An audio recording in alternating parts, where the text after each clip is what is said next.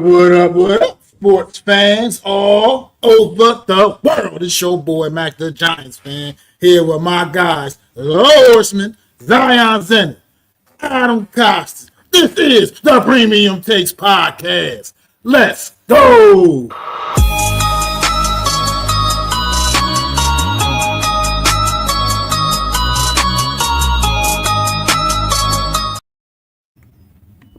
TGIF, thank God it's Friday on this wonderful afternoon again, giving you guys sports and entertainments on the Friday. That being said, guys, before we get into it, I just want to take some time to touch on the events that happened this past week. I'm not going to get fully into it.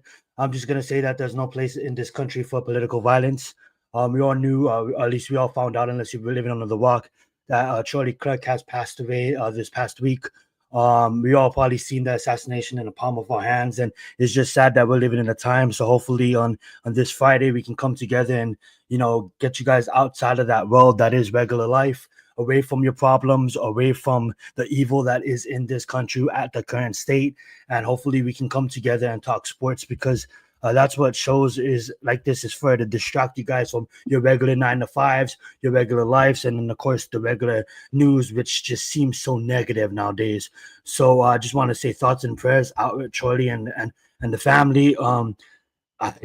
A time and a place, I would love to go into it deeply, but this is not the podcast for that. So that being said, I'm ready to talk sports. And before I move on, the Premium Takes family, I can say on behalf of Adam, on behalf of Mac, and Jeff, and just the Premium Take family in general, even you guys in the chat, condolences to his loved ones, and just in brighter news, Justin Jefferson did offer to pay for the expenses for the kids for college, so they're taken care of for life. That does not bring back their dad, but at the end of the day, I just wanted to start the show by acknowledging that, and then we can definitely move on. Appreciate you, Remini, for watching on Kick. That being said, guys, let's get into football, man. Washington Commanders went over to Green Bay and didn't go quite the way I thought it was going to go. So let's just spend the first 15 minutes on the show recapping the game that was Thursday Night Football last night. Coming into the game, both teams were what I consider powerhouse teams in the NFC, looking after the performances in week one. You guys, we've probably reviewed it on the NFC East. The Giants, after what the Commanders did to them, and then after what the Green Bay Packers did to the Detroit Lions, I thought it was going to be a much closer game, but boy, was I wrong. That was a tough one to watch in my mind, because I had thought that Jaden Daniels was going to come out and continue what he did in week one, and honestly, he looked shitty for the first 3 quarters, if not the whole game. Passes going in the ground, not getting enough time to throw. And when I was watching the game, the difference that I noticed is, what I thought the Giants was going to do to the Commanders upon getting there with the front foot, it didn't happen. But that game is long gone. And you guys probably heard Max and Adam's reactions about that. But the fact that Green Bay was able to get there with the front foot, it just shows that, even though the Giants, I am bringing up that game for a second because it is comparing them to what the Commanders did to them and what the Commanders was unable to do to the Packers. the Giants don't have anybody in the secondary. Like as much as I love Holland, as much as I love Adebo was following McLaren all day long, but like we have nobody in the secondary compared to the who's who, a fucking secondary that just played like glue, that everybody is just fucking flying to the football. There was never a time in our game that you seen like 3 to 4 jerseys flying the football, and then you turn on the TV and you see the fucking Packers, and all you see is one fucking maroon and a bunch of fucking Packers, a bunch of white jerseys flying to the football, attacking them, being aggressive.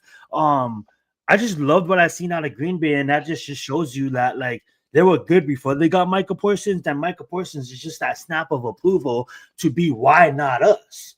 Why not us? And this is a Green Bay team that now I've never tried to overreact to the first couple of weeks of the season, but I am going to do it right now. This is a Green Bay team that just got rid of 2 playoff contending teams last year, one of which went to the NFC Championships, and one of which was one of the best records in the entire league. And this Green Bay team, some would say, would most likely almost handle the Eagles. But that being said, 2-0. I love the start to Green Bay. Thank you for handling Commanders, even though I don't think our team's in the race. It's good to see a division opponent fall. But that being said, let me open up the mics to you guys. I've been holding it for 6 minutes now. Jesus. Adam, what's your thoughts on the Green Bay versus the Redskins game? Well, first off, those uniforms were fire. All right. The Green Bay uniforms looked pretty cool. That means nothing more than that they at least look good going out there. But getting into the game, what surprised me about this Green Bay team is that we may need to start really thinking about, if they stay healthy, could this be the NFC representative? Because you mentioned something about them beating 2 teams. They beat the Detroit Lions in their division, who have been the reigning champions for the last 2 years. Okay. So you've already knocked off the Lions. So you've got the monkey off your back right there, right? And say, we have a chance to win the division. Then you take a Washington squad and stomp them out, like literally not on the field. And let's be honest, they did that to the Lions too, right? These were 2 dominant performances by this Green Bay defense and this Green Bay team. And Jordan Love is playing way above what I thought he did. Like, I thought he was good last year. I thought he got a little injured, banged up, but he's playing at a different level. And that's what I don't want to put this in the airspace, but you just hope that they can sustain this with the players, right? Because you don't want to see what happened last year, where they kind of had to have play Malik Willis and things like that. This team could be I dare say, a legitimate Super Bowl threat. I know that the Eagles will have something to say about that, but this Green Bay team impressed me. On the other hand, the Washington team. This was the Washington team I thought we were going to see on opening weekend. This is the Washington team I thought that I would see a little bit more of. And what I'm figuring out is Washington does not do well against very good teams. That was their MO last year, right? They could not beat good teams. The only one they really beat was Detroit in the playoffs. And that could be a matchup problem. Who knows? We'll never know. But it worked out. They don't really have the pass rush that you want. They are a bend but don't break defense. The defense did what they could against this Packer offense. They did what they could, but they are just undermanned and just not the same defense, right? They just aren't. They did make some plays, in the end zone against Golden. Sarah still made a couple plays, but they don't have the horses that Green Bay has. Green Bay was coming at them in waves. They couldn't really establish a run game. They were in the backfield so much that Jaden Daniels looked skittish. And even though he was laughing, you see him smiling and jawing at Micah, guess what? Micah won that because Micah wants you to jaw at him. He doesn't want you to stand there stoic and stand there poised. He wants you to laugh back. So I think Jaden Daniels got caught up in the moment, and I think it showed. I think he got a little skittish, got a little hit. And his offensive line, which looked great against the Giants, did absolutely nothing. I mean, their run game wasn't great. However, their guy Bill, I do like their running back Bill. He was interesting. They just couldn't do anything. That Green Not Bay to was interrupt you, Dan. Not to interrupt you, Adam, but Bill. Talking about Bills, that was the reason why Robinson got traded to to San Francisco, and that's what I'm not going to take over your point. I'm going to give you the mic back, but I'm kind of irritated at that. Here we are. We can't even get our first round, our second round receivers to play, and here these guys are fighting the gem in the 7th fucking round. We suck. Continue, Adam. But it just, I don't know how to look at Washington, because one minute I'm riding high, and the next minute they get beat down by Green Bay, and maybe this is one of those wake up call games, right? That maybe Washington isn't as formidable as we thought, but they're going to be a good enough team to be fighting for at least a wild card spot. Because I don't think they're, until they prove it to me, their offense was supposed to cook, and it didn't. Like, Deebo Samuel's had a couple good runs and a couple good passes, but they couldn't do a damn thing. I've talked enough. Mac, I know you got some thoughts on this game. I do. What's going on in the chat? Jay Ferris, El Capitan, Raphael, and Tudo. Just wanted to give you a heads up, man. I got the package from your brother-in-law. I appreciate it, man. Much respect, Tudo. Thanks a lot, man. Yeah, let's go. Let's talk about this game, man. This is whew. It was hard. It was hard for me to watch. Because when I go back, like I said, and like I said it, I'll say it over and over again, I understand the New York Giants are not the Green Bay Packers. I get it. I know that's a significantly better football team than the New York Giants. But just to watch the ease in which they moved against that defense, and the Giants, we had the ball first and goal at the 1, and couldn't punch it in the end zone against that defense that the Green Bay Packers moved up and down the field on with relative ease most of the night. It was frustrating to watch. Like, Washington, I think they can be still a pretty decent team. They may still be a little force to reckon with in the NFC, but at the end of the day, it's like Adam just said, pointed out last season, if you go back and look at what they did even a year ago in that impressive 12-5 record, whatever they had, whatever that record was, the 5 was pretty much against the 5 best teams they played against. It's just put that. I mean, that's just what it is. And that's just the truth. And maybe there's going to be one situation, one of those teams like that, where they just don't stack up to the other good teams up around the league. And it's Jaden Daniels probably played maybe his worst game as a pro. Maybe. I've never seen so many bad passes leave his hands. I mean, just all over the place. They were just forcing him into poor decisions. Got away with a couple of really bad balls that could have been picked. I mean, the Green Bay Packers. And like you guys said, this team is legit. They're for real. They're going to be there at the end when it's all said and done in this NFC battle. It makes me look forward to a matchup down the road in this season when we go and get Green Bay and the Eagles. I mean, because right now it's looking like that could be probably 1 and 2 right now in this conference. I know it's still early in this season, but it's just things to look forward to. Jordan Love, he looked like he's going to take that next step. He was very poised last night. Wasn't under quite as heavy pressure as Washington was generating against the Giants, but he was still under a little bit of pressure, and he handled it pretty well. They got a baller out there, and Matthew Golden, or whatever his name is. Is that what his name is? Yes, we were talking about him the other day. Yeah, they got a baller out there, and that young man. You can definitely see it's just a matter of time before it fully breaks out. And he takes that next step. That was like a 99-yard touchdown, didn't he, or some shit? That was crazy. It's so they got a talent there, and I'm gonna actually shoot back over to Washington. There was a guy on Washington last night that stood out to me that I do want to bring up because Adam, you brought this young man up quite a bit. I know they got Marshawn Lattimore out there in that secondary at CB1, but look, that Trey Amos he's a player. He's a player.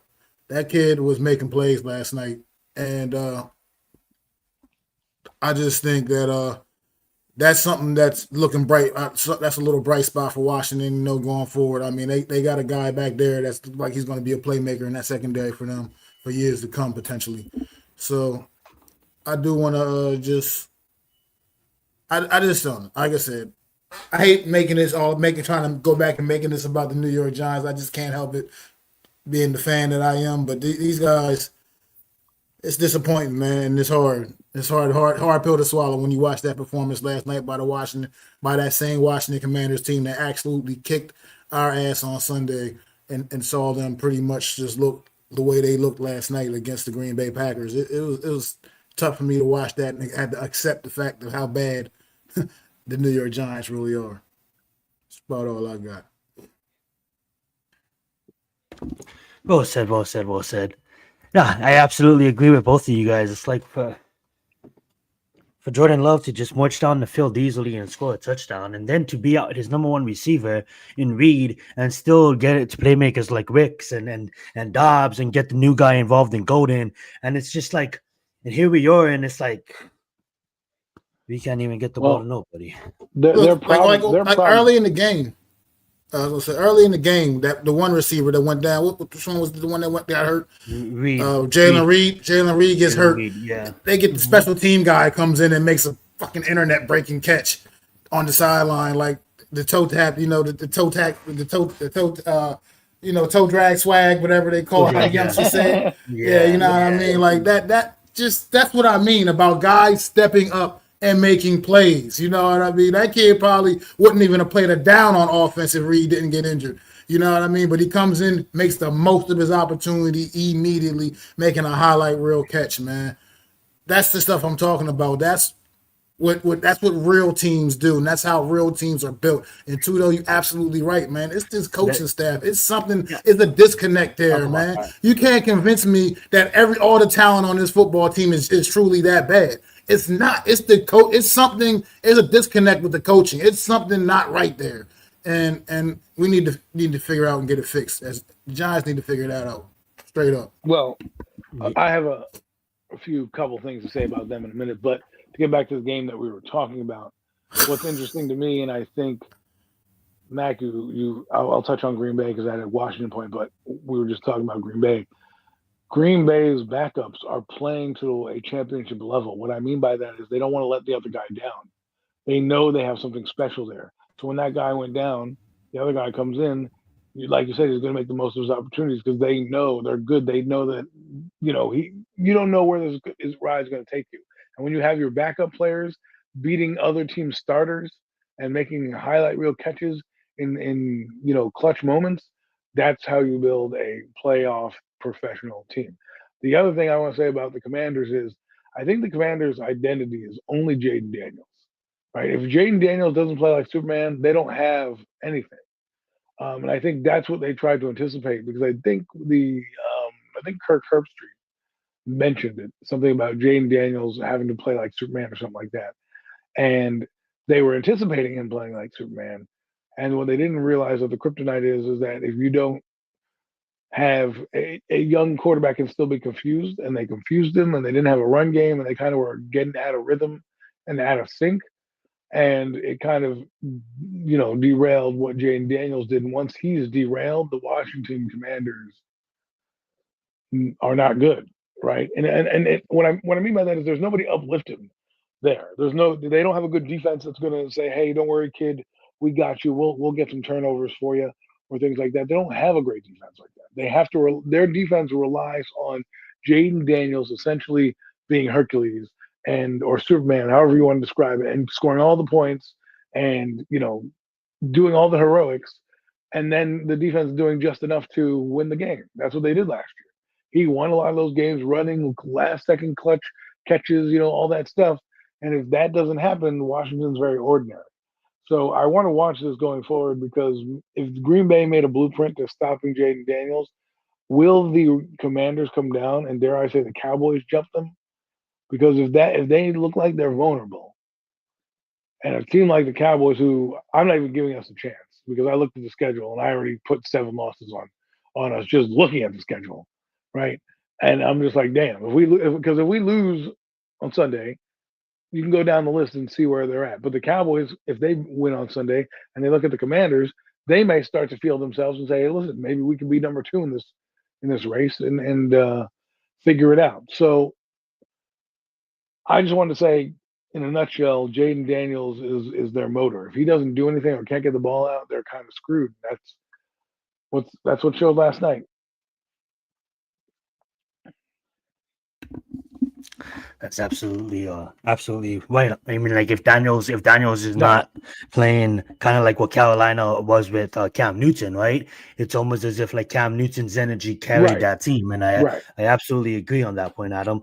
Congratulations to Tudo. They're 4-0 for the start of the season. Absolutely, my man, and get that championship. Let's get it. And thank you, man. I know it's super late or super early where Yeah. you're at, so I appreciate you tuning in on that. Go ahead, Matt.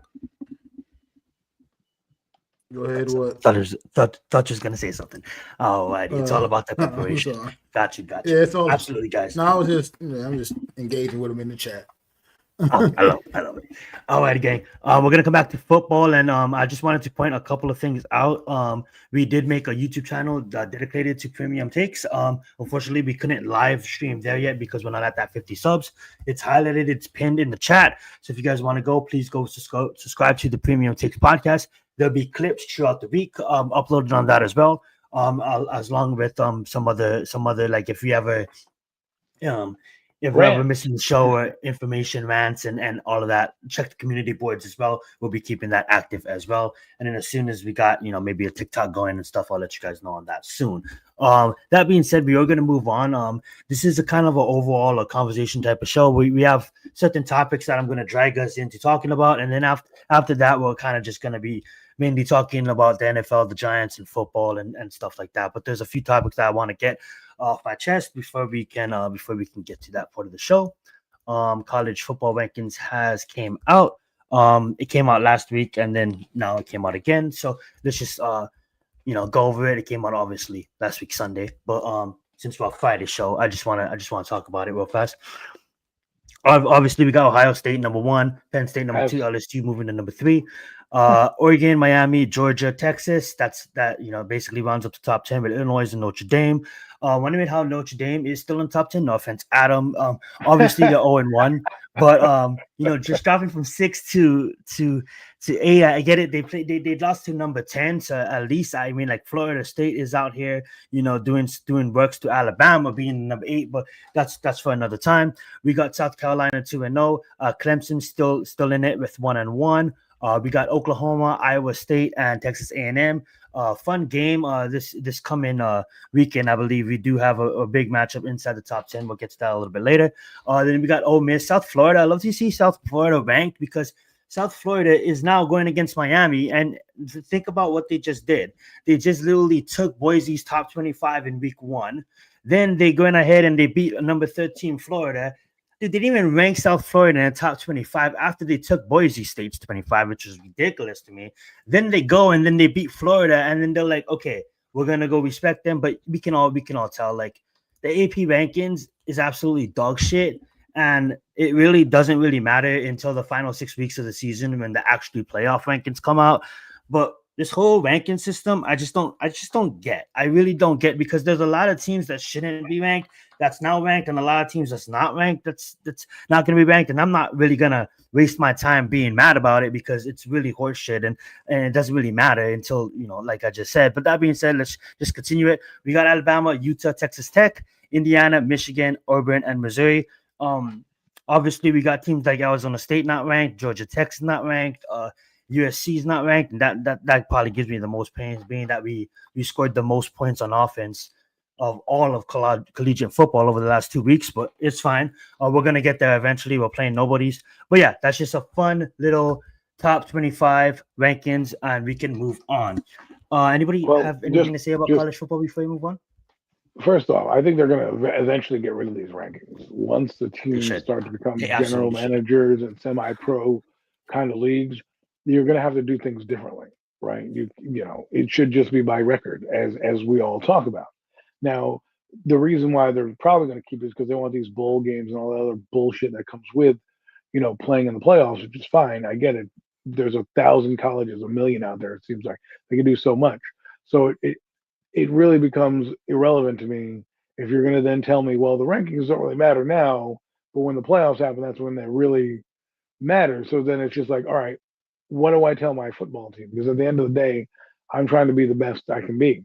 So if you're going to use these rankings against me come playoff time, then we need to figure it out. Because if a team like you were saying down there, like a Georgia Tech or a team that's undefeated, that Go ahead. To give you an example, right? It happened to two teams, right?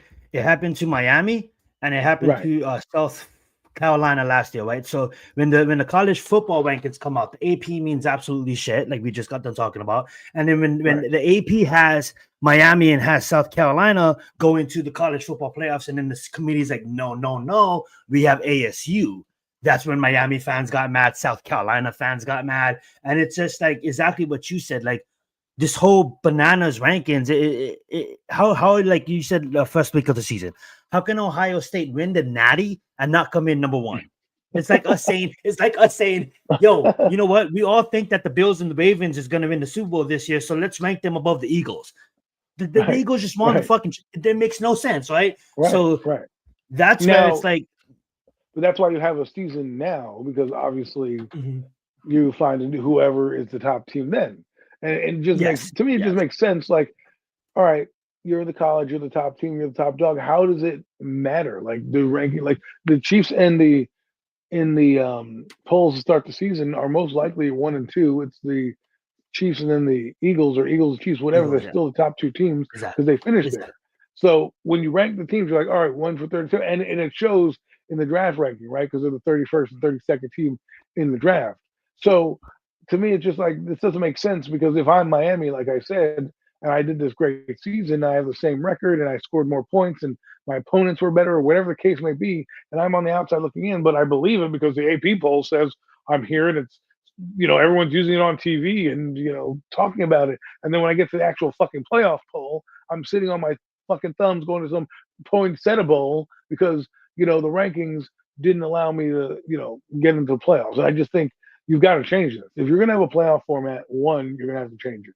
Two, if you're going to do this, make it actually matter. That if the AP is goes congruently with the rankings that are in the regular college football rankings for the playoffs, because I want to know if my team's making it in, and it also is strategy. Like, you're going to get more games where people are going to be eliminated from the tournament, right? Eliminated from the dance at some point. So you'll have those games where they're like playing games where you play a weekend before. Are you going to make it to the next round? Like, you can do so much with it that you're going to need to make an actual ranking system. And if it's certain teams, they have to have a certain population of school, or be a D1 or D1, whatever, however you want to rank them, from 1 to wherever 200, right? I don't know how many D1 schools are out there, but and you just do it from there. 136-ish. And if Yeah, Ohio that's State yeah. wins, Ohio State wins. Then you figure out the mathematics as you go. Absolutely, I'm with you on that. And I know in 2027, 7 or 8, college football is going to expand to 14 teams playoffs, and then eventually by 2030, we're going to definitely have a whole division It's going to be a of like bracket of top playoffs, tier bro. schools. Yeah, yeah. Some Dragon Ball Z It's going to be the tournament kind Final of shit, Four, like the World Tournament in Dragon Ball Z. the NCAA Final Four of football style. That's so true. That's so true. Alrighty, guys. Another topic that I did want to get out of the way before we focus on football is this topic, because they were fighting tomorrow, and I do want to get you guys' thoughts. So let me pull up the graphic, and then we can go over it. And I admit I'm not the biggest, I'm not the biggest boxing fan, but when it comes to big fights, I definitely do like to watch them. And I'll probably be live with Lou over on Leathers to the Face tomorrow if you guys want to come and check us out. And the fight we are gonna be watching and talking about, and the whole world's gonna be watching live on Netflix. Hopefully, they don't have bugs like they did the Jake Paul versus Mike Tyson, because that was tough. But we got Crawford versus Canelo. This is a fight for the ages. We have Crawford moving up 3 divisions to take on what some would say. Obviously, I'm gonna say the best fighter of our generation. In Canelo taking that title away from Mayweather. We're taking that crown. He didn't take anything away from Mayweather. Mayweather passing him the crown, but I honestly think that I think Crawford's gonna get it done. I think Crawford's gonna get the knockout. I can't tell you what round. I don't follow boxing that much to really give you my expert opinion on it, but I'm gonna follow through what my man Lou said. I'm gonna ride with him. He said it might be a TKO stoppage in round 10, so I'm gonna just follow through by saying that Crawford does Mayweather, Canelo does not make it out of the fight. I'm gonna just say it this way. I get it. Canelo is the younger fighter. He has the better, overall. If you look at, I believe Crawford's 41-02, so that's a mistake on the graphics. But and shout out to TMZ. I just grabbed that from their website, so shout out to them for the graphics. But Canelo is definitely fought tougher competition. Definitely only lost against Mayweather and another top level competition that he did get back. And if you look at his overall resume, it's the who's who for the longest. This guy was a phenom, fighting professional at the age of 15. There's a whole countdown series you can go watch on Netflix if you want to learn more about the backstory with him. But as I was watching that and to see this guy's rise, and I'm living in Cali, so every time Canelo fights, we just get everybody talks about it. Everybody just gets really excited about it. But for me, I'm gonna go with Crawford. I'm gonna go with the guy from Nebraska, the guy I think just didn't have the opportunities like Canelo had. Canelo was out there fighting in the big timers where he was out there fighting in the backyards in Nebraska, and I just love a good underdog. And I get it, he's gonna move up 3 divisions, but I mean, like, you can't tell me that this guy IQ in boxing can't go in there and fight with the best of the best, because he's been doing it. And maybe his resume doesn't stack up to Canelo's, but you're 41-0 for a reason, and that's why I'm gonna go wide with Crawford. I'm gonna say he makes the claim and he becomes the best fighter of our generation, and obviously the title gets passed on to him, but then obviously he's old too. So that being said, Mac, what's your thoughts on this fight? My thoughts on this fight don't get no bigger than this. Terrence, look, Alvarez has done amazing things in his career. He has. He's had some. He fought Floyd way too early, way too soon. He wasn't ready for that fight, and we saw the results of that. That's, hats off to him. He had the guts to get in the ring with a guy that he just wasn't ready for at that time, at his point in his career. With that being said, all Terrence Bud Crawford does is beat people up. Everybody they put in front of him, he beats them the hell up. This man, people tried to tell me that he was ducking Errol Spence, and Errol Spence was going to whip his ass whenever he did fight him, and all this, that, and the other. People kept telling me that this bullshit about how he was so scared of Errol Spence. He practically retired that man. He beat that man up so bad, I felt bad that night watching that fight. I was concerned for Errol Spence that night. I was wondering why his corner didn't throw the towel in. And I'm not saying he's going to beat Alvarez in that same fashion, but Terrence Crawford's a technician, man. He's a technician. This is what he does. And I know he's moving up a lot in weight, but he is a technician. And I just look, as much as I respect Alvarez, sometimes some people are just a different level of special. And Terrence Bud Crawford is that. He is the greatest in the sport right now, in my humblest opinions. Alvarez, I've seen him in some fights. I've seen him with a couple of questionable decisions. I've never had to question a Terrence Crawford decision. You can go look at the Alvarez Triple G series alone. Triple G got robbed out of at least two of those decisions. At least. So, to me, I just think that I'm not even going to overthink this. That Terrence Bud Crawford, until I see something that proves otherwise to me, he's the best in the world. Point blank, period. He is a technician, and he will take you apart. The fight's going to start off a little slow because that's what he does. He lulls you in. He fills you out, and then he just takes you apart. He dissects you. And he's a special talent. Like I said, not to take away anything that Canelo Alvarez has accomplished in his career. He is also he's going to go down as an all-time great for sure. But I just think that there's something just a little extra more special about Terrence Bud Crawford, man. To me, he is the best in the world, and he's going to prove that tomorrow night on Netflix in front of everybody. Well said, well said. Good take on the fight. I love it. Go ahead, Adam. What's your thoughts on this one? I don't really have much thoughts. I just hope it was a good fight, and I hope everyone gets their money's worth. And I can't really speak on something I don't know. Although the record is pretty crazy, 59-2 seems like it's one of the best heavyweights ever, I guess. So, or whatever weight division he is in, super middleweight. But I don't really have much. I'm looking forward to maybe popping it on. I think it comes on tomorrow. Yep, Yep. tomorrow live on Netflix. At 8 So o'clock if your I'm time. home, I'll try to put it on. And the problem with the fight show is that they take. I want to watch the fight, but you're there at 8 o'clock. That shit don't start till like 11. You know what I mean? With the No, main 8 bout o'clock your going. time. Yeah, okay, yeah, the main bout. No. I mean the main bout is what I'm No, the saying. main event's here. It's not going to start till like about 11, probably. Yeah. Yeah, you're right. So I mean, it just so I'll see if I'm up, watching that. I hope I can say something, but I'm rambling on now, so let's move on. Oh, you're good. And I don't know why the graphic said that, but Canelo Alvarez is 63 and 2-2, and two losses, 2 draws, and then obviously Pud is 41 and amazing records for both guys. Yes, so let's move on. Indeed, who's the guy, the champion? Who's the champion? they're both champions. They're both champions. Crawford's trying to become a champions. three division world champion. So Crawford is moving up, trying to become a 3 division world champion. Oh, so what happens if he wins? Does he get the belt? He doesn't only get the belt, but he's the best fighter of our generation. It's So like he gets- so it's he like does get Muhammad the belt. Ali. So like, yeah, he gets the belt for sure. So he'll But have in like boxing, 3 there's belts. he'll have like 8 fucking 9, 10 belts because there's like 5 different organizations and all this fucking So shit. I'm sitting here thinking that Mercedes Lewis in fucking AEW has 8 belts, and that's ridiculous. But you can literally do that in boxing. You can have because like 8 there's so much different organizations. Yeah.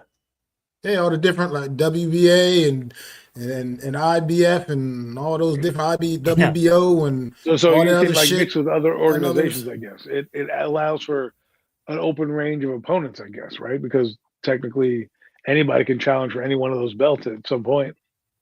Right? In boxing too, it's like the boxers, it's you, right? So it's almost like there's no like you can go fight in any organization, I believe. It's you're promoting yourself, right? If I'm correct, Matt, because you probably know more about boxing than I do. But it'd be like with Mayweather Promotions, right? There's not a strictly organization that Mayweather fights for. Him as Mayweather Promotions can go fight for any belt, right? That's how that goes. Might be the WBC, There you go, yeah. BO, IBF champion. You know what I mean? None of that really matter. That doesn't really matter. It's just you fight. Whatever belt you got. You fight. And I will say this show might not be like 45 minutes between every event because this is the first event that Dana White is co-promoting with with the Prince of Saudi Arabia. So shout out to Saudi Arabia bringing that money into boxing, and then shout out to Dana White for getting into boxing. So he's like you got guys like Crawford that's the champions in multiple weight classes, like how Roy Jones used to be. Roy Jones was a champion in multiple weight classes. Manny Pacquiao, same thing, champion in multiple weight classes. So it's just boxing is it's different. Absolutely. Do a lot of different things.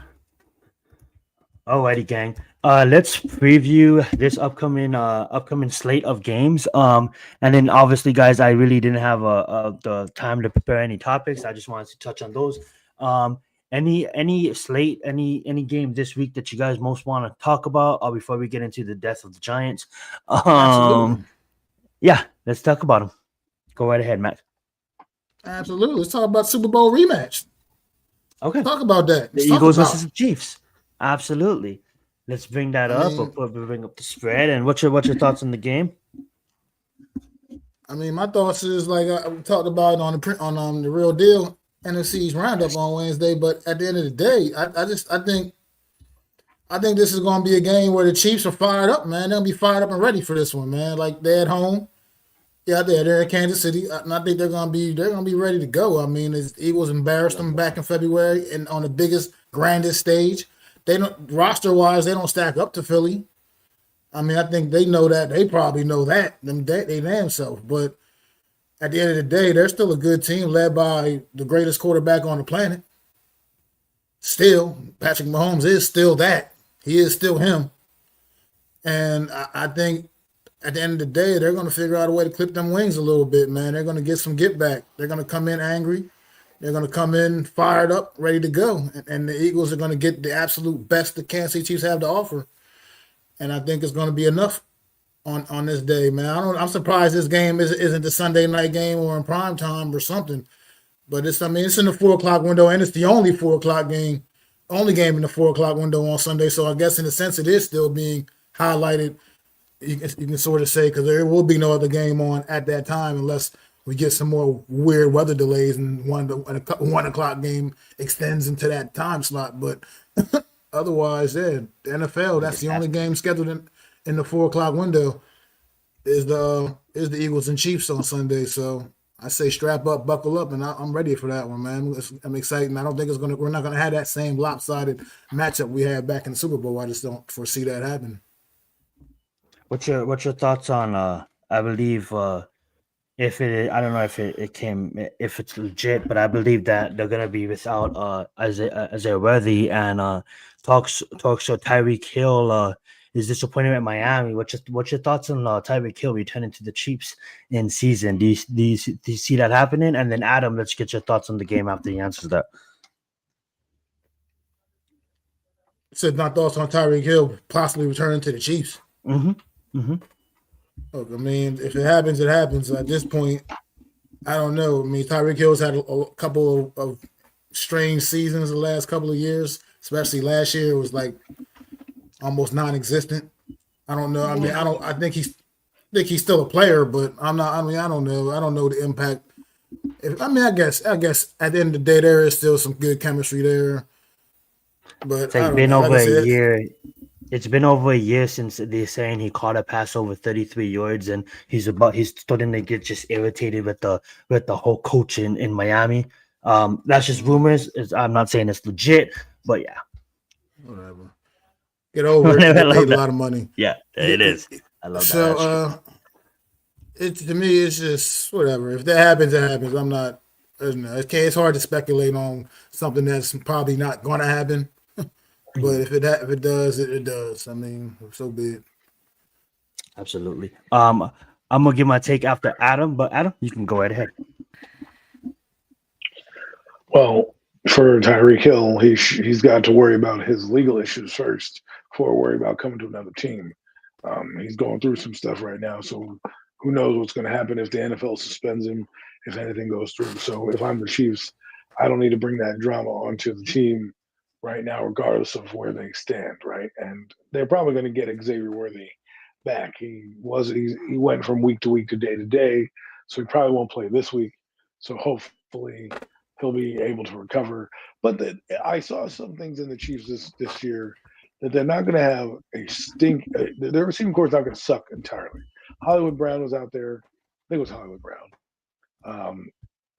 And he was okay. He had some catches. He looked good. Juju Smith-Schuster was able to make a couple grabs here and there. So his committee of receivers and Tyquan Thornton they're trying to incorporate into the game, right? And he made a pretty solid catch as well. What I think they need is they need to use more tight ends. Kelsey is, well, he's good in spurts. You can see that age is starting to catch up with him. He's not the same player that he was. Isaiah Pacheco is still that hard runner. I think that's what they really need to do. What they really need to do is find a different back, a difference-making back. I think Pacheco is good, but I just think he has to come out of the game in certain aspects. And I think if you got him a dynamic running back, pair him, I don't know, with somebody, let's say a Jahmyr Gibbs, right? You traded for a Jahmyr Gibbs or something like that. It would be cool to see Patrick Mahomes with a weapon like that out of the backfield to really do some damage. They haven't really had a solid, capable running back. But as for this game, I have no idea, because Philadelphia, had a fluky kind of opening to the start. Their whole defense wasn't there. Guys were out of the lineup there. The rain delay happened. A lot of stuff happened to them. And, they also had 10 days rest. So I want to believe that the Chiefs will be like what you said, Mac, and be able to fight. Because it's just hard because normally the Chiefs come out and win. So to see the Chiefs 0-2 is something I don't think the Mahomes era has happened. And not saying they won't rebound because they're the Kansas City Chiefs. And I think Mahomes is going to flirt with the MVP and with the MVP season. He looked that good on Sunday. He really had his magic going. right? And that's what I think they lost is some of that mojo he had. I think he's finally healthy. He's got a receiving core that isn't complete trash. So I think you'll start to see more of the Mahomes magic, but I just don't think he has enough magic in this game. I love it. So let's do this. Let's pick. This is the 4 o'clock slate, so 1 o'clock slate. So let's do this game. Let's pick this game. We'll preview Sunday Night Football, and then let's preview a 10 o'clock and a 1 o'clock game. You guys get the point. 2 different time coasts, 2 different coasts, one podcast. That should. Isn't it weird watching football at 10 o'clock in the morning out there? Is that weird? Honestly, I love it because I used to watch that 7 o'clock in Hawaii. I'd be mad watching. I don't think I feel weird watching football at 10 o'clock in the morning. I think it was just you know what it is. I love those 9:30 games. Are you kidding me? Yeah, the thing is, what it is it sucks because my whole Sunday is dedicated to football. Right. Because it's literally, I'm not complaining by any means. But you're but the Sunday 3 hours after us. So the fucking Sunday night game is over at like 8 o'clock for you. That's true. Well, overtime it goes into 1 o'clock in the morning. I didn't even think of that. Even UFC fights and everything's catered to the West Coast. So you guys are up at fucking 1 o'clock, gotta go up to work, and then the fucking game is still on. That's crazy. Yeah, you guys y'all get to go out to the fucking club and shit after Sunday night football. We're going to fuck the bed. That's so funny. That's so true, though. All right, so Mac, I'm gonna keep track, and we're gonna keep track this season. We're not gonna do all the games. We're just gonna do certain games. So Mac, you got the Chiefs? I got the Chiefs. All right, Adam, what do you got? I'm gonna take Philly. You're taking Philly. Alrighty, I'm gonna take Philly too. Just because as much as Mahomes did look great last week, I just don't think that they have the power. I don't know if they have the firepower right now, but I mean, like, dog, all they need is mentality and Andy Reid, and they could easily beat this team. But the revenge game is real. But I'm gonna go wide with Philly too. It's going to beat against the champs. Before we get into any other game, I want to talk about this. This is not the game we're gonna choose to talk about because obviously we're all gonna pick the Broncos. But like Daniel Jones, is that like overrated or underrated? You know, I mean, like I'm not overreacting on that. He played the wash-up, the Dolphins that were Matt. What's up, man? The Dolphins that was probably not going to be that good this year. The Dolphins that has a lot of problems this year, and everybody is worshiping Daniel Jones. But guess what? Do it this week against the Broncos. If he does it this week, if Daniel Jones goes out there and lights up the Denver Broncos defense, fire Joe Shane and Brian Dable right now. Just fire them right now. If that happens again, and he goes out there and lights up that defense and accounts for like 3 more touchdowns again or something. Well, no, we have to be ass still. Like if we go out there and we score touchdowns, it's not going to matter, right? But if they score touchdowns and let's say they beat the Broncos, let's say 24-17 or something like that, and we lose like 21-6 because of 2 field goals, then there's going to be someone's seats getting really hot. Well, you know, I was like literally watching Red Zone, and you guys probably seen it too. And Scott Hanson's all like, Daniel Jones has become the fucking first quarterback this century to like score in like 7 straight drives or something ridiculous like that. He scored on every single offensive possession. You know what's weird? He has these single offensive possession. Records. He has these weird fucking records that he's going to live in infamy. He is going to live in infamy. I can't get rid of this guy as hard as I try. He's going to live in infamy because he's breaking random records. Oh, stop it, Daniel. Fun stuff. All right, let's see. Let's go with I don't know. We can go with the Bears versus Lions game. We have to pick one game from the early slate. So do you guys want to do Jacksonville versus Cincinnati? Do you guys want to do Chicago versus Detroit? Talk about the Bears Lions. The Bears fucking sucked last week. Okay, they fucking Caleb Williams. They did. They're making my surprise pick look bad. Look. Somebody. I had a conversation with somebody. Ben Johnson reminded me of Adam Gase. The person told me. I was like, you know what he does, yo. He's sitting there. He had this glossy look over his eyes. He didn't really change much. Their offense and do shit. Caleb Williams, I'm sorry, may not be the truth. Dude, just saying. Dude, that wide open CD Moore, the DJ Moore was wide fucking open, bro. Like, how do you miss that? I was so irritated. Did Seattle win last week? No. Yeah. Yes, they did. Did they win? No, they I thought lost. they were playing the 49ers. I thought they lost to Oh, the no, 49ers. they lost. They lost. Yeah, They they lost. did. Yeah, I so was thinking about the let's do the Raiders. Cincinnati. I was thinking Yeah, about, you let's said do. Seattle. I was thinking about Geno Smith, and he's on the Raiders now. The Raiders won. Yeah. Makes sense. Makes sense. All right, Oh, my we got team, the baby. yeah. We'll do the Jaguars versus Bengals. I mean, like I would say the Jaguars played the best team in NFL, but that's the Giants, so I can't really say that. But they played a pretty bad Carolina, and obviously I love what they're doing Almost right 10 now. points in the game. This is this is Trevor Lawrence's time right now. I have to really admit that, like, dude, you're down in your like what your fifth, your sixth year. This is a time where you really take the next step, and you have playmakers all over that damn roster. So a lot of Jaguar, not a lot. There's a Jaguar fan that I do talk to, and he really thinks that this is their moment to make the playoffs. Not really be competitive as far as a Super Bowl, but make the playoffs. And I told him all you really need is to make the playoffs, and then anything's possible. You know, what I hold on to is the Giants in 07, but I get it. That's old memories, but like all you need is a chance, right? And I think Trevor Lawrence, the prince that was promised, a lot of people gave up on him, including kind of me. It's like, dude, like time and time after time, you get these chances, and it's just you don't take it to the next level. Will he take it to the next level this year? We'll see. Does he beat Cincinnati though? I'm gonna say yes. I'm gonna take Jacksonville, and I'm gonna tell you why. I think Cincinnati's Bengals offense is fantastic. I do think their offense is like the Dallas Cowboys. They're gonna score at will, but I do have questions on their defense. So that's why I think in a tough competitor out in recent years, I would have probably took the Bengals.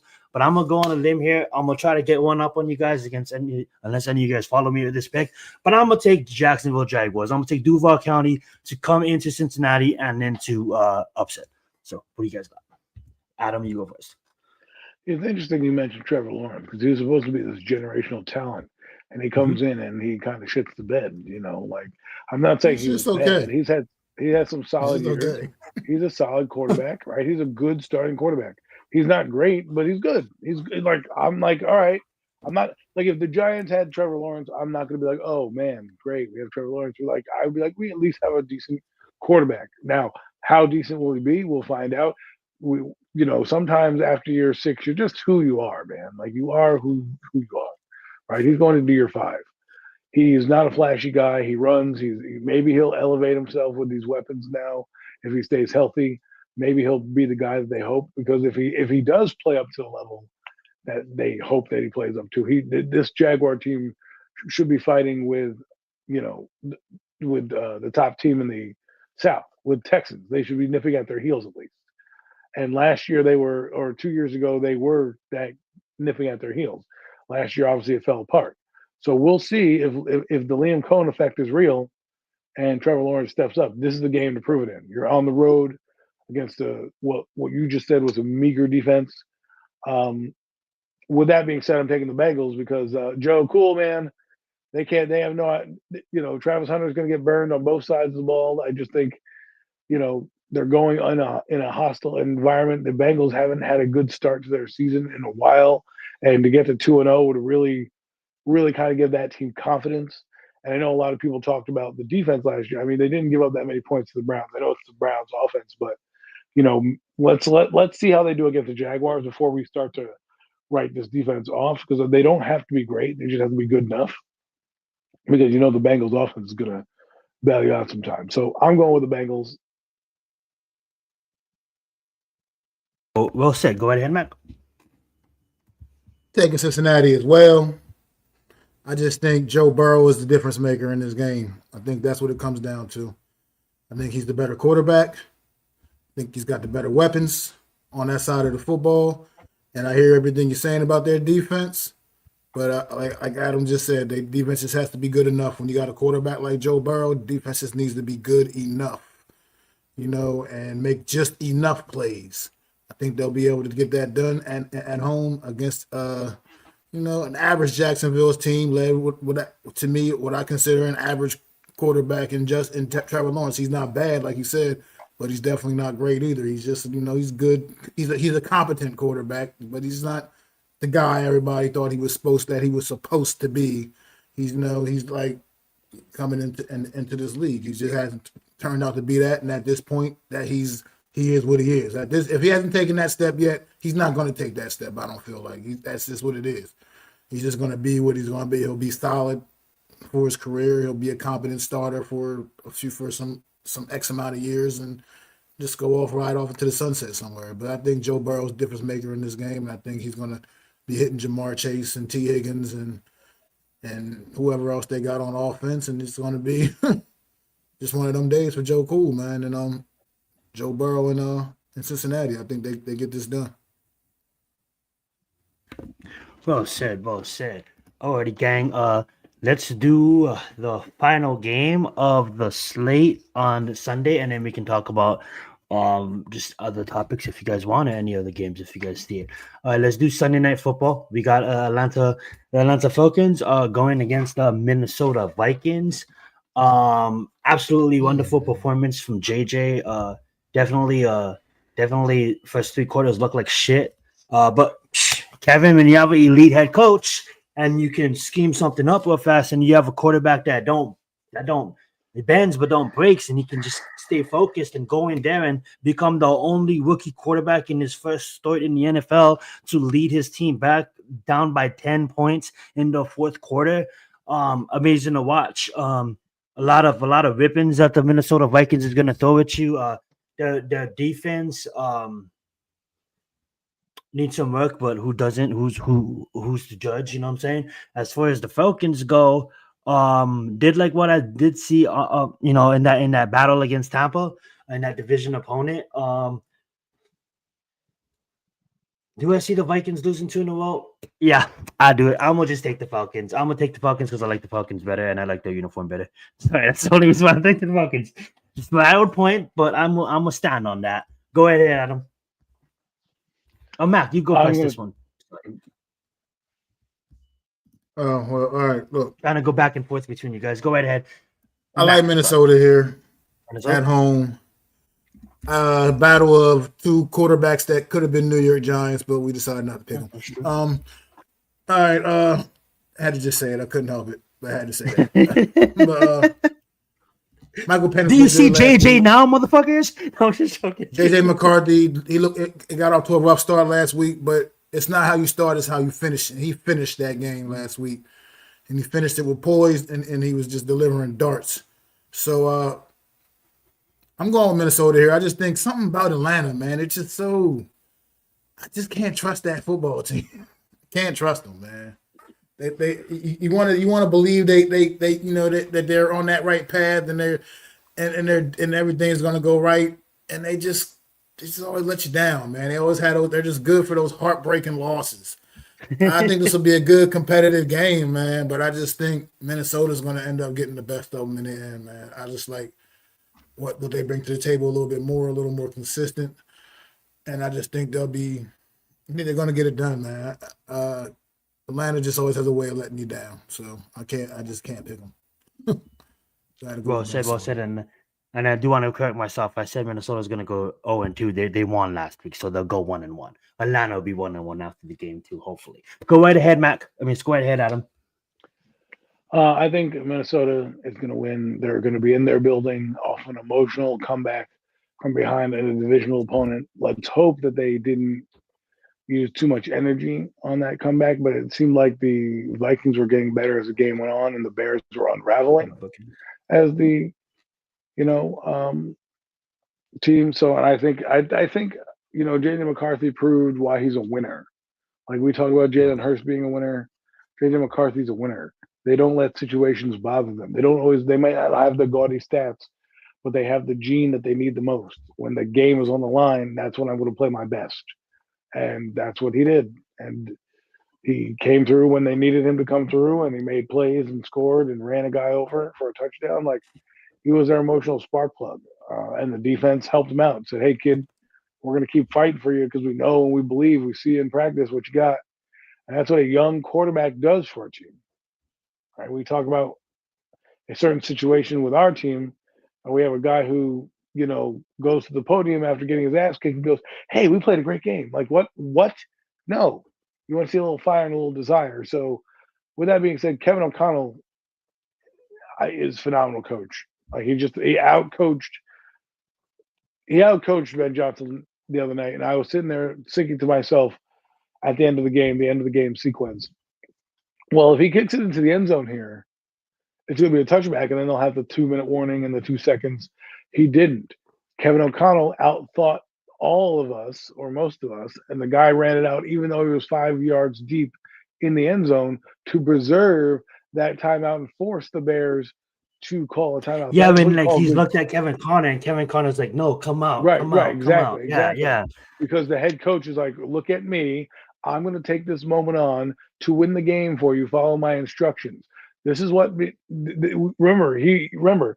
Daboll won the Coach of the Year the year that Kevin O'Connell was there. It should have went to Kevin O'Connell because what this guy has done with this team his last couple of years has been remarkable, and what he's done with quarterbacks and this team, they're going to be in the hunt, man. They may not be as good as Green Bay, but the fact that the Lions are vulnerable and they just beat the Bears, this team is going to be in the mix, at least for a wild card spot. And I think they beat Atlanta on Sunday.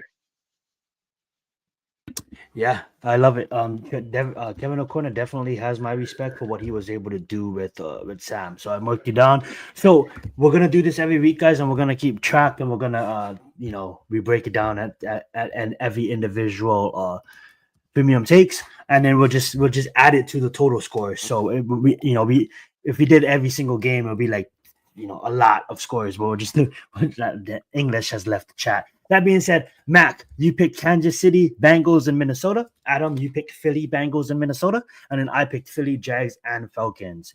Alrighty, gang. One thing I do want to talk about is what Adam just brought up. He's probably covered this on Wednesday, but let's talk about this game for a bit. I just think it's different years, the same results. This is now the fourth year under the regime, and I am still questioning the coaches. You just brought up Kevin Conner on the elite game he called, right? You're down by 10 inside 4 minutes in the ball game, and you win the game. That's something the Giants hasn't done in the last 15 years. So it's almost as if like what he built with the Vikings and what Brian Daboll built with the Giants, I'm starting to question if Brian Daboll was ever involved in Josh Allen, because Josh Allen has gotten better since Brian Daboll has left. So, you look at this O-line, we're comfortable, and I admit, Adam, so I don't know I called you Adam. I can admit, Adam, if I'm wrong saying that you still want to probably do it regardless, but you was probably wanting to do it because the life that he gave this offense, and you thought the line was at least going to be able to block for the kid, right? Because I remember you saying something like, I think that this line, I'm content with the O-line because every O-line is bad in the NFL. And I agree on that statement. But then when I watched the game on Sunday, I'm like, oh my God, like this is beyond like bad. This is just absolutely horse shit to watch. And at this point, I don't really care who's at the helm, but because what I did see, I'll be honest with you, Adam, what I did see is I was wrong. I as bad as the O-line played, I just want to say this real fast. I'll let you go. What's up, Ghost Dog? I seen a Russell Wilson that was not, I wouldn't use the word scared, but one thing here, how would I put this? Because it's a good take that I want to just say. One thing that rookies don't have is they don't have rookies don't get scared because they don't, you know what I'm saying? It's like they're not gonna, if Dort was back there, Dort would have just took these wild fucking shots because he's not fucking, he can't feel the pressure as much as Wilson was. Like Wilson almost kind of froze at times, like pump fake motherfuckers at time, and you have no fucking time. As almost as if like with Dort, if Dort was out there, I honestly think with his legs, he would have kind of moved that offense a bit better. But then again, when you look at the defensive side of the ball, it's almost as if like Jaden Daniels just keeps on running to the fucking right, and I have Tom Brady in my fucking ear saying, hey, are you going to stop him from running to the right? And then it's like, what are we fucking doing? And at this point, I was almost so high on Shane Bowen, and it's almost as if like I'm done with this safe shit. I'm done with this fucking let's not blitz. I'm done with fuck the keeping these players healthy. Get them on the field at the same fucking time. It's week 1, bro. Abdul Carter doesn't need to have 36 fucking defensive snaps, and I don't want to see like I'm just so frustrated with this team, and I'm all over the place right now. But I just want to say that this O-line, bro, like I don't know, but I just kind of feel like, you know what I'm saying, man? It's just like, how is this happening year in and year out? Like, why us? We're officially the worst team in the NFL. Like, when you tell people you're a Giants fan, you can't even say that proudly no more. It's almost as if like, yeah, I'm a Giants fan. But like, fucking rewind 15 years, it's like you fucking we're Giants fans, you know? Just so fucking frustrating. And upper management and everything. Go right ahead, Adam. I'm all over the place. Well, to address your Jackson Dart thing, the reason why I wanted to start him is because of how they moved the offense with him in the preseason. They had up tempo. Yeah. They did college RPOs. They had more of a repertoire to use, and the offense functioned better when he was in the game. When you have Russell Wilson in the game, and apparently the rumor is that he might be on a short leash, is that he's a drop back play action quarterback. And if you can't establish the run game against a defense that is far less that good, like, so I just read a preview on a site that I go to. Cowboys defense right now is ranked 14th. Our defense is ranked 31st, right? And what does that mean? It doesn't really mean anything. What they did was hold Saquon Barkley to 60 yards, hold Jalen Hurts to 152 yards passing, right? They did their job enough. The Eagles overcame some things, and they won with Jalen Hurts running down the field. They couldn't stop Jalen Hurts in the clutch moments, but they did what they needed to do to execute win, and they came out with fire. Now you're going to go into their building, a team that's angry, like with all the adjectives that Max said about Kansas City are the same adjectives that the Dallas Cowboys are going to have. They're going to be angry, pissed off. They're tired of hearing about the drops and that they should have won a game. They're going to look at the Giants like, this is our way to get off the mat. This is our way to get off the mat. And history doesn't bode well for the Giants, especially with Dak Prescott and everything like that, right? So Jackson Dart, starting him gives you life. I guarantee you when he comes in the game, the offense is going to look totally different. It's going to look totally different. You're going to be like, oh, Brian Dable, why haven't we thrown downfield? Why we did this? Because right now they're running the same vanilla shit that they ran with Daniel Jones, and that's like they have no man beaters. They have no fucking crossing routes. You see routes. People do pick plays all the time. We can't even run those shits. There's no combos. I'm not going to interrupt you, but I want to have a conversation. I want Matt to get some few words on here too. But like, it's so frustrating. It's like when I play Madden and I'm playing a really fucking good player, and I know, like, holy shit, I don't have time to get the ball down the field. I don't have time to do these amazing fucking plays that I want to scheme up. What do? I fucking adjust. And if I have to throw a little fucking slant route to my playmaker, if I have to fucking just try to get creative, I try to get creative to just try to get the 10 yards. If I have to drive the fucking field and take fucking the quarters is 6 minutes. If I have to take fucking 4 minutes out of the first fucking quarter, but I'm assuring that I'm getting points on the board, I'm gonna fucking do that. It's just almost as if like Brian Dable, he wants to run his offense so fucking badly that he doesn't support the playmakers on the football field. And then like okay, you get your O-line is fucking bad. Why don't you move your fucking O-line? Why don't it's frustrating to watch. You could do so many things to help out. Like, we blame the O-line every time because it's an easy scapegoat. Exactly. Well, you're the coach.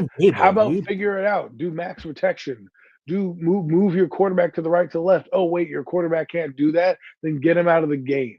Okay? If your quarterback limits your offense, which Russell Wilson does because of who he is at his age right now, he's an offensive limiter, right? He doesn't raise the offense up because he only can do certain things. And if you can't do one thing well for Russell, and that's run the football, you're kind of screwed because he doesn't have the same agility that he normally has. So putting in Dart can help you maybe with run lanes, maybe with the RPO option. Now the defense has to think this kid actually has legs. He has to have juice. You saw what Jalen Hurts did, right, in that game. I'm not saying that Jackson Dart would do that, but it would be able to run and utilize his legs a little bit. Maybe that helps the running game. And the last thing I'll say about this is just that, I just don't trust Brian Dable as a coach because of what he's done. I mean, how the hell are you going to open up 3 out of the 4 seasons you've played as your coach, and you scored 12 points in the last three years. 12 points. Like 12 points. Like 12. That's insane. You're an offensive guru. Ridiculous. You're an offensive guru. And as for Shane Bowen, I keep telling you guys, the scheme is the problem, not the players. Right? You can't tell me that Brian Burns is the problem. It's fucking Abdul Carter playing a fucking spy. Why is not Abdul Carter rushing on every single? Why is he fucking? Like, and I want to say this before Mac goes. It's like if we had a line, like if we did have a line, like I really do feel that Russell Wilson can get shit done, but we don't have a fucking line. We don't have a line. We're not gonna have a line all fucking season. I don't care if Andrew Thomas is in there. It's gonna look better, but we're not gonna have a fucking line. So at this fucking point, I'm not trying to look at draft picks for next fucking year. Put the kid in there. I want to see what the kid has. I want to see the amazing mobility that this kid can, because I think he's not gonna give a fuck. He's gonna give the I don't give a fuck energy, and he's gonna go. He gave it in preseason. I don't give a fuck energy. But Russell Wilson at this point in his career, he played 14 fucking season. He knows how it is by week fucking 6 when you fucking are injured and battered. So he gives a fuck. He's like, I'm not trying to fucking, he's hesitated. This point with a bad O-line, put in the kid, because the kid's not gonna it's what Tiki said. The kid's not gonna he's just gonna not give a fuck and do it. He's gonna be like, yeah, I'm gonna get hit, but fuck it. You know what I'm saying? But go ahead, Mac. This point, just put Jackson Dart in, because what the fuck else do we have? We have nothing else to even look forward to as Giant fans other than to see if Jackson Dart is truly the answer at quarterback. Because, like I was saying earlier today, we need to tear all this shit down all the way, burn it down. You see when they destroy buildings and they strap the C4 to the buildings and they burn that shit down to the fucking ground. That's what this team needs. Burn it all the way down and got to start fresh. You got to plant some new seeds, let the roots grow in, new foundation, build this thing back up, and it starts with Jackson Dart. Like I said earlier, Abdul Carter may have been the number 3 overall pick, but when it's all said and done, if things are going to work out for the New York Giants, Jackson Dart has to be the top pick from this past draft class. That's what it's got to be. He's the quarterback. Hopefully. We need to find out if he's the quarterback. At this point, I know a couple weeks ago I was singing a whole different song. Yes, I was. Absolutely was singing a whole different song. Based off of what I saw a week ago, just put the kid out there, because now we need to know. Fuck Brian Daboll, fuck Joe Shane, fuck their futures. We need to know for the Giants' future, for the team's future. The hell with Brian Daboll and Joe Shane. The hell with them. I can care less about what happens to those motherfuckers. It's about the team's future. And we need to know if Jackson Dart is the man or if he's not. So at this point, just throw him out there, because what can happen? Is it going to look worse? It can't. It can't really look worse than what the fuck it is right now, no matter what you do. So just put him out there so we can know. Is he or isn't he? Is he or isn't he? We need to find out. We're not going to find out if he doesn't play. So put him out there. Let's see what happens. As far as this offensive line goes, I'm disgusted with him. I'm tired of watching big guys that don't want to knock people around. When I played football and I was an offensive lineman, I loved that part of the job, just knocking people around. I love being that big bully. I don't know why we got like these little big old softies on our fucking offensive line that don't want to fucking block shit. It's like they don't want to break a fucking nail or something. I don't get it. I don't fucking get it. They suck and they stink. And you can't tell me just because Andrew Thomas is not playing, that just completely has a ripple effect on the whole rest of the line. I can see why it's not as good if he's not out there, but you mean to tell me when he's not out there, the rest of you fuckers don't know how to do your job at all? It's just, it's crazy to me. I can't figure it out. And so that's another reason why I just put Jackson Dart out there, because like you guys been saying, more mobile back there, can move around a little bit better. Maybe he can help make that pathetic group of guys we got look a little bit better. Maybe he can. And this something else, not for nothing else. 7 consecutive NFC East losses. 7, and we're probably most likely on our way to 8. 8 consecutive divisional losses. That's not acceptable. It's unfathomable. It's ridiculous that this team has gotten this pathetic. The late great Wellington Mara is looking down and rolling in his fucking grave, looking at this pathetic bullshit of a fucking football team. This team that he built up, and sure, they had some dark years even while he was around. The 70s was a mess. We had ups and downs in the 90s, whatever. But this is just a different level of bad. We have not even been a competent, competitive football team in a decade. Barring a couple of fluky seasons, we made the playoffs. We haven't beaten Dak Prescott since his rookie season. We beat Dak twice, his rookie season when he was a rookie. We haven't beaten that man since. So what's the chances we're going to go out there on Sunday and do something different? Not likely. This team right here, it grinds my gears. I love to talk shit. And I can't talk shit about these motherfuckers because they suck so bad. I sit there and go out here and got to look at all these dumbass Eagle fans smiling in my goddamn face. And I'm a Giants fan. And I'm always sitting there with my stupid ass Giants shit on. And everybody looking at me like, you a Giants fan? Your team fucking sucks. And all I can do is, yeah, you're right. We fucking stink. I'm tired of it. As a fan base, we deserve better. Some of the most loyal and dedicated fans in the National Football League. We deserve better. Can you score a touchdown? Can we get that? Can you cross the goal line a couple of times? Just do something. It's so fucking irritating. Like, why are you getting cute? Why are you trying to fucking throw it to Embo? Just give it to Scatterboo and fucking one it in there. You know what I'm saying? Tyrone Tracy, Scatterboo, Devin Singletary. These are all much better options than the play than trying to tackle eligible to Marcus Bowe. Bro, the drive and Scatterboo is like fucking literally boom, two motherfuckers off of him. He has the momentum. He's feeling fucking good. Why are you getting cute? The fucking ball is on the 1 yard line. And we had 8 fucking tries, and what did we end up with? 3 fucking points? Thank you, Dable. Fucking great. Like, I don't understand what fucking football you're trying to play. And then you got fucking Rashad Slater, exactly, Mets, out. We have a few offensive lines out throughout the entire fucking league. You have fucking Minnesota Vikings without their left tackle. And then what does the Giants do? It's like, bro, and then every single, the funny thing about it is, look at everybody that fucking leaves. Look at McKinley when he left. Look at Boykley when he left. Look at fucking Daniel Jones. I get it, it's against Dolphins, but look at Daniel Jones. And Daniel Jones leaves. Like, what the fuck's going on, dude? Oh, like that's go back up here real quick.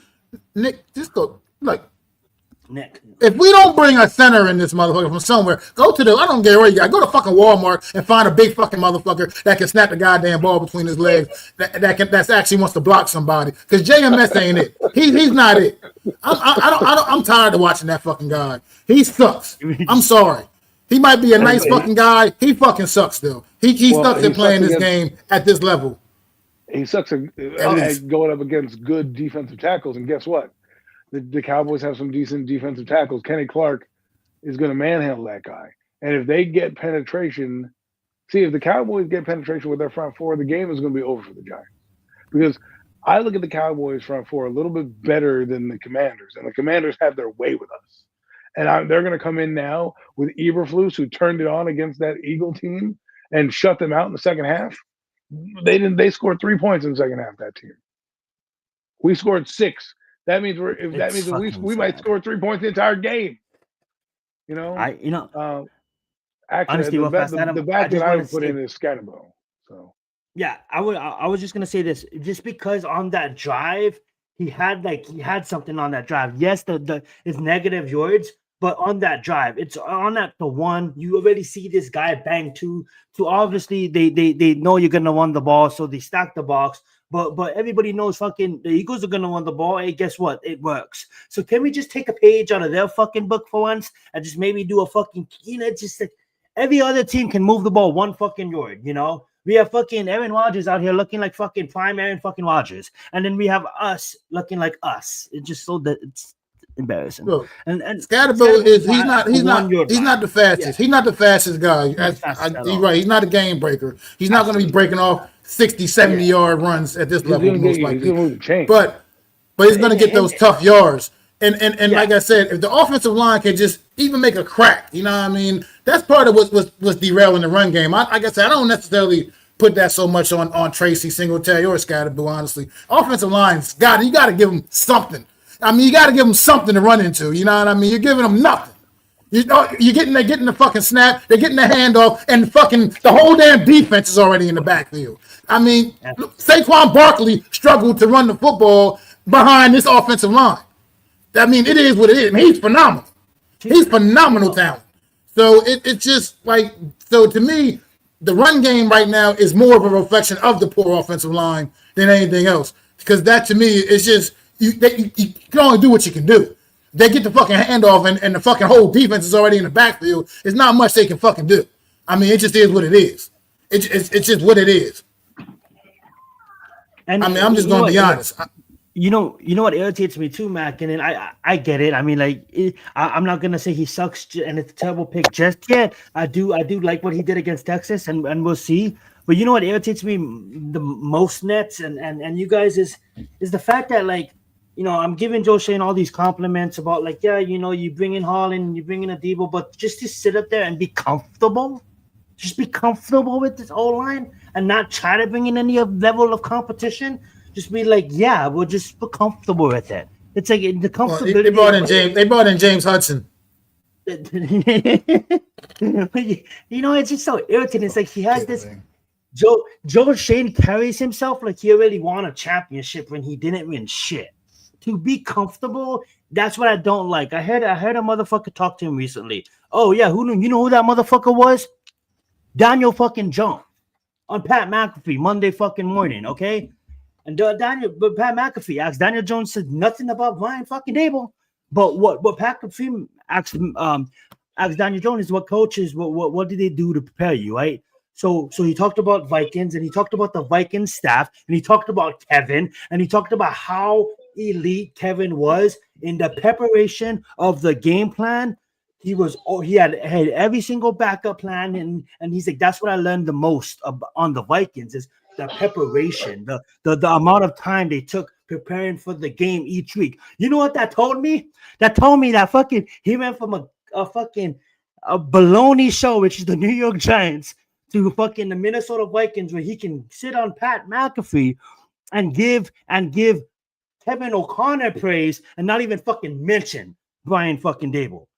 That's what stood out for me. So it's almost as if Brian Dable smoking his fucking cigar after getting a fucking victory, and Joe Shane walking around that office like, yeah, Barkley's gonna be the right, yeah, who cares if you're not gonna get sleep? They're not gonna win a championship. They don't even value him.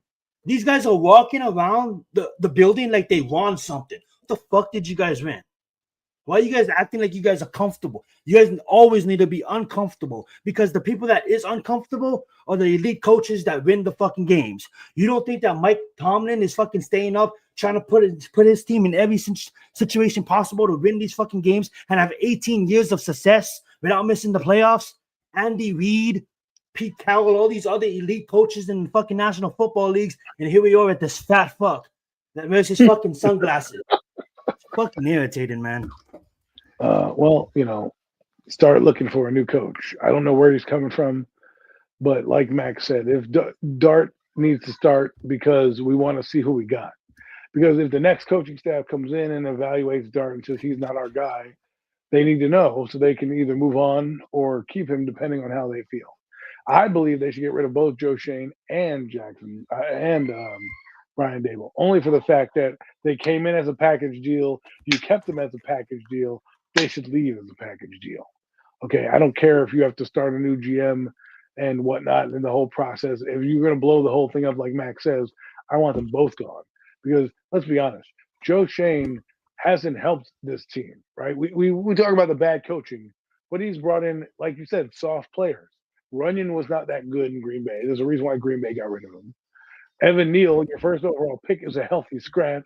If he's a healthy scratch this week, then we really have problems because it also means that Brian Dable doesn't believe in the guy that you guys drafted. Which hell, if you put him on the line as maybe an extra tackle or a big package, a jumbo package, maybe you could run.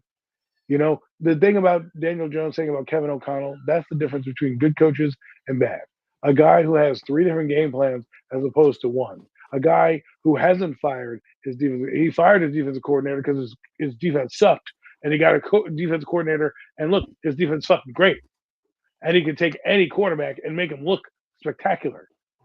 It makes me wonder, like you said, is Brian Dable really the guru that he's being led on to be? Because I don't see any guru plays. I mean, Mike Kafka came from Kansas City. I don't see any of those plays. Now, again, the quarterback is part of that. So maybe if you put in Dart and he has the different arm angles and can throw, maybe we'll be able to maybe you'll see a different offense. But for me, Joe Shane is a problem too. He really is. I mean, how does Jalen Hyatt not get no burn? How is that guy Exactly. He has a 3rd overall pick. How is that guy not getting any fucking burn, bro? Like, what is this? Just on the sideline. Here you go. You get a uniform today, but you can sit here and just watch the game on the sideline. One ball throw to him. Man. I mean, if that guy was on Kansas City, you would have seen him run down the field, streak down the field. We can't even just throw to him? Like, I mean, I understand Malik Neighbors is a joystick out there because he's like a video game. You can just throw him the ball, he'll bring a tackle and go. But he's getting frustrated with Brian Dable because he knows Brian Dable fucking sucks, right? There's a reason why he's getting frustrated. Theo Johnson, maybe he's overhyped. The guy can't catch a fucking ball. Why not put Daniel Bellinger in, who actually plays that? Actually catches the ball when you throw it to him. Caught a nice pass in traffic last week in that game. Another thing, when you going back on that Malik Neighbors thing remember last year Malik Neighbors made that comment after Daniel Jones got benched and they played Tommy DeVito and it was the same exact results or whatever. And he was just adamant like, see, it's not the quarterback. Told you, not the quarterback. Right. What do you think he was really saying? Like, read between the lines what he's really saying. He's letting you know what the problem is. Real fast before we continue this, I do want to. They don't do shit. I do want to say this real fast. Now, bookends. I'm be honest with you. I think Tom Coughlin is riding off to the sunset, but I wouldn't mind Tom Coughlin as a GM, just not as a coach, because I think his evaluation for scouting. But I don't know. He got the energy for that. I don't want to go back. That's a lot of work for him. Yeah, I don't want to go back. That's what I'm thinking. He's old man. He's old man. Go back. That's a lot of work. Yeah, we don't want to. A guy that you can. We love guy that you maybe lean on. But let's just, before we close out the show, let's talk about this. A new direction for this team is something I think about because the Giants have recently gone with 2 back-to-back coaches that haven't been first-time head coaches, right? Until Pat Shermer. So right now, we need a kick in the ass. I don't believe the defense is as bad as they are, but you can't tell me that a top 5 pick in Kayvon Thibodeau, Bill Carter and Brian Burns are not being out of position. Like they're not built for this defense. They were built for Wink Martindale's defense. You know what Joe Shane reminds you of? Joe Shane's that guy that you go give a fucking list to and say, here, go out and get me this. And he gets you the exact opposite of what's on your fucking list. like, you know what? I need a pass rusher. Like, what kind? I don't know. I'll just get this one. Does he fit your defense? Nah, but he was the most expensive one, so he must be good, right? Like, no research, no it needs. Like, Shane Bowen's defense is not what fits Brian Burns' strengths. That's why Brian Burns shouldn't be. Now, Wink Martindale, that's a better defensive end for him. Kayvon Thibodeau, he was drafted in Wink Martindale's defense. So was Bobby Okereke. I don't care what anybody tells me. Bobby Okereke wasn't meant for this defense. Okay, he was meant for the blitzing, attacking style defense that Wink Martindale has.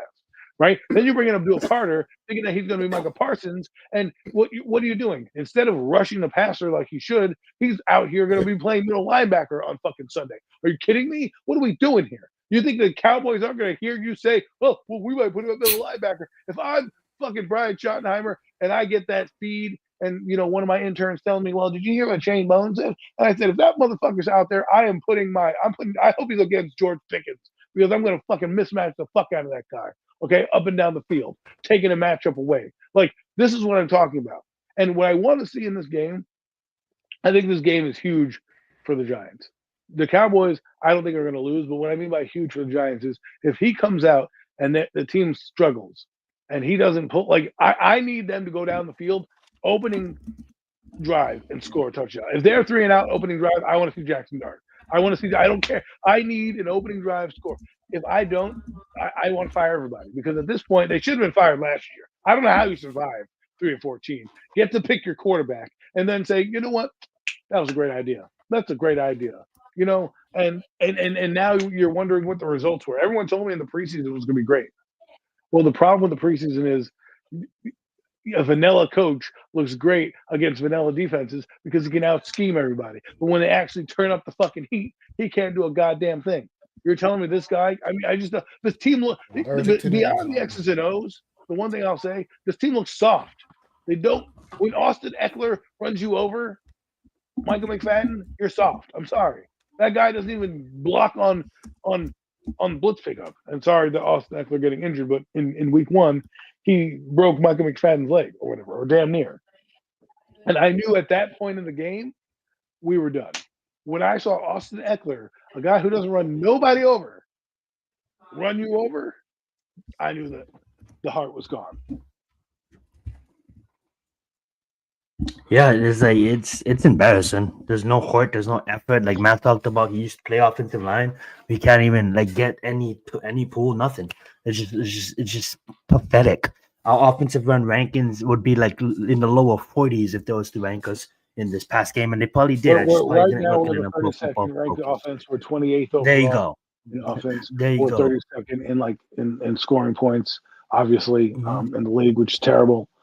And look, I want him fired. I'm on the fire Brian Dable tour because I think it's more. I think this team is more. I think they're broken. Even with Jackson Dart coming in, and giving you that feel good, I don't want him to mask the ineptitude of this front office.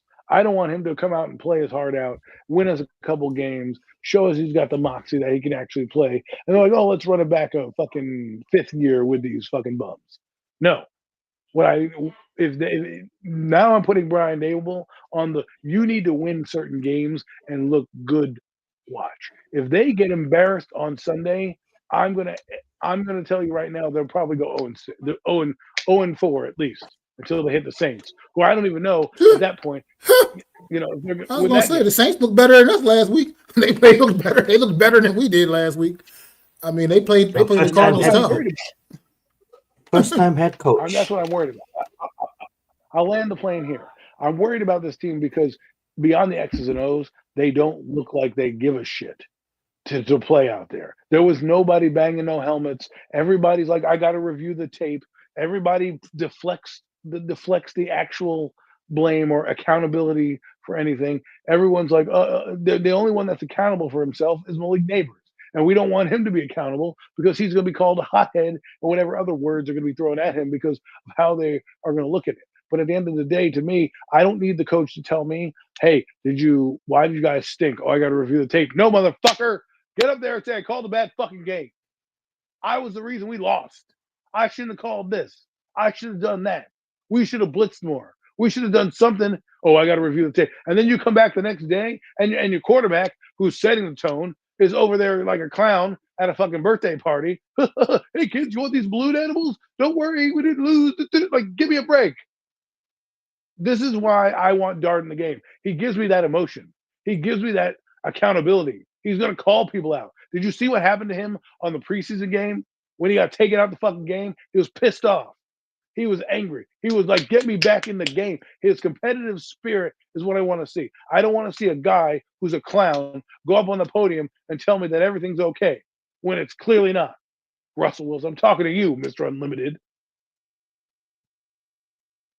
Jay, man, your comment, I see you right here. This comment said about the sack and it's 15 to go. It seems easier to get than 5 yards. It's because everybody that ever watches any film on the New York Giants defense pretty much knows that we're going to be in some kind of fucked up ass zone and the middle of the field is going to be wide the fuck open. So just As long as you pick up whatever they're sending, the middle of the field is going to be wide open. Just throw it to the middle of the field somewhere, and the tight end, your tight end is most likely going to be right there and pick up whatever yards you need, because that's just New York Giant way.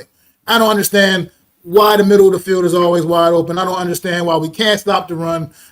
It's a lot of things about this team I don't understand. That's why we need to tear this shit down to the ground. Burn it down. It's rotten to the core. Burn it down. That's the only way it's going to be fixed. You can't patch this shit up. You got to burn it down and start over. That's the only way it's going to get fixed.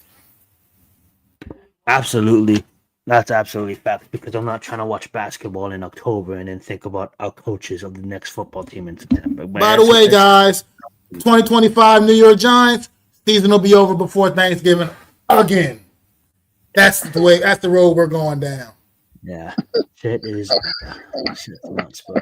It really is. It really is.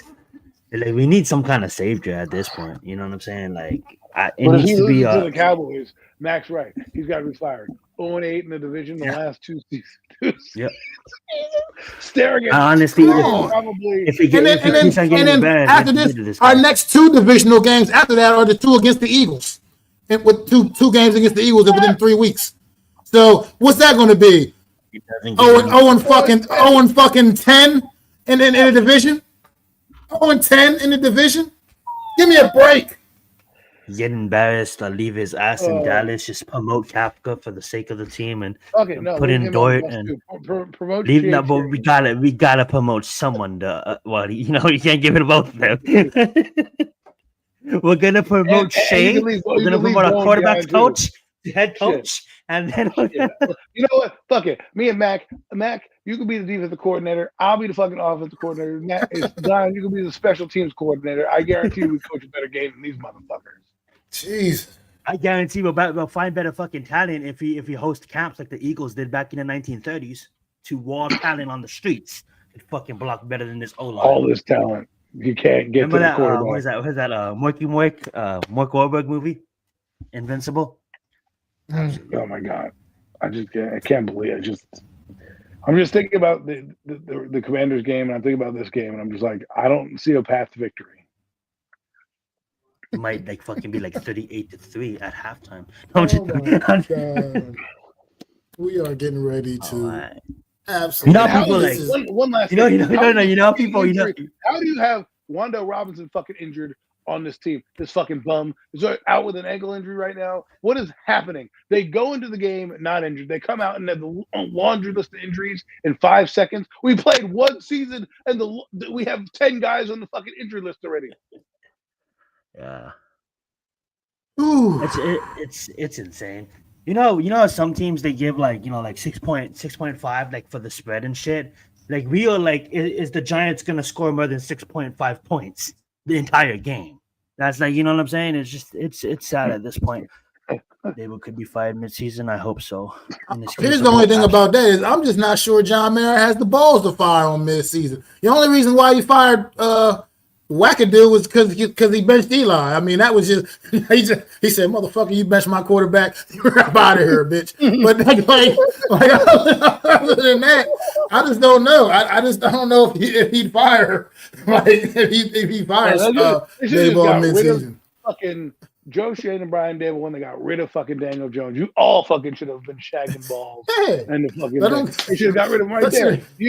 If I was John Mara, I would have walked in and looked at all four of them. Be like, Bone, you're gone. Dable, you're gone. Shane, hit the bricks. And Daniel, bye-bye. Nice to see you. 6 years, good job. Here's your watch. Get the fuck out. Okay? And then it would have went downstairs. I would have called a team meeting, looked at all the fucking coaches. I would have pointed at Kafka. I'm like, look, I don't know you. You probably suck. But hey, you're gonna be the head fucking coach right now. Pick whoever defensive coordinator you want, and let's get this thing rolling. You may not have a job, you may have a job, but it doesn't matter because I'm searching for a new coach right now. That's why I respect. And Brandon Brown will be the GM for the moment. Exactly. Do what the fucking Raiders did to Antonio Pierce. Fucking make Michael Strahan the coach for all I care at this point. Dude, bring in Eli as the fucking offensive coordinator. He's in the building already. You know who would never be a head coach, but I think we need some special fucking brain. It's bring in fucking Peyton Manning. but he'll never coach. He'll never coach football. But that's what we need. We need building bring back Nick Saban and Bill Belichick together to fix this fucking team. But they'll probably never. Bill Belichick's in North Carolina, and Nick Saban is actually fighting Congress for salary cap in college football. So shout out to Nick Saban. But that being said, guys, it sucks that we have to talk about coaches in September 12th. Like there's other years that the season is just kicked off, and the season did just kick off. And here we are talking about coaches, talking about the draft, coaches. We're just all fucked up in the game. Fucking September, we're already having these discussions. It's sad. Just that's the life of a New York Giants fan, guys. Life of a New York Giants fan. We're gonna lose. We're definitely gonna lose. But I'm gonna say it. I'm gonna say it. It won't surprise me if fucking somehow we look good. Then we're gonna look bad against the Chiefs. It's a fucking I'll be lucky if we win three games. The good thing about it is whoever comes in here will have a lot of options next year with a lot of salary cap. So that being said, I'm gonna pass the mic over to Adam. He's Mac. He's gonna end the show, and thank you guys all for joining us. And again, sorry that this wasn't posted on our Premium 6 channel. We do need 50 subscribers, so please, tell your friends, tell your family if they like sports. Friday nights, Premium Take Podcast. Go subscribe. We really appreciate it. And then clips from certain episodes will make the channel as well, as long with highlights. And if you're ever going to be missing the show or anything, you guys can get the community feed all in one place. So appreciate you guys all being here. Back over to you, Mac. Well, Jay, they can't play worse. I mean, all they can do is play. All they can do is play better. Because I mean, it don't get much worse than what we saw last week with that from that offensive line. That was absolutely terrible. But and hopefully Brian Dable's son helped him scheme up some plays this week because he clearly needs the help. Need to get Joe Shane's fucking sons, get his kids in there. His kids got more sense than his ass. But thank you guys once again for tuning in to another edition of the Premium Takes Podcast here with myself, Adam Costas, Zenith. We are the Horsemen, baby. We will be back next Friday. Hopefully, we'll have some more. We can have some more positive vibes. But make sure y'all go to all our channels, hit that subscribe button, hit the like for the stream at Macdagiantsfan, at Zion Zenith, and at Adam Costas, and at the Hardcore Sports Network. Throw them fours up for our guy, the one, the only NYG, Jeffy T, always here with us in spirit, man. You always gonna love you. Rest in peace, Jeff. Rest in peace to my guy Joel as well, man. We lost another soldier last week. Lost his fight, man. So rest in peace to Joel, man. Condolences to his family, Miss Kim. We love y'all, man. This has been another edition of the Premium Takes Podcast.